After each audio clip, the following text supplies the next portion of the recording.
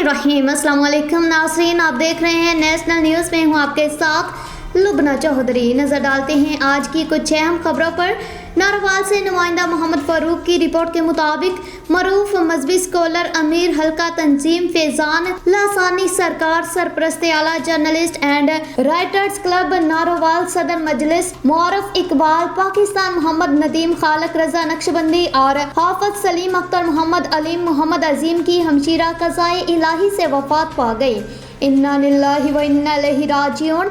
नमाज जनाजा community park मोहल्ला इस्लामपुरा नारोवाल में अदा की गई। नमाज जनाजा हजरत मौलाना पीर अब्दुल रशीद कादरी रिजवी ने पढ़ाई।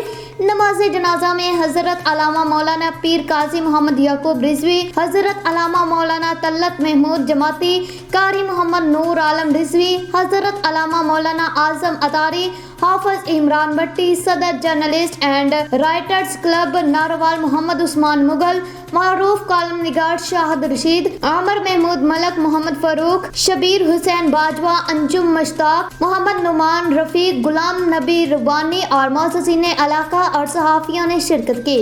सैकड़ों सगवारान की मौजूदगी में मुकामी कब्रिस्तान में सबर्द खाक कर दिया गया।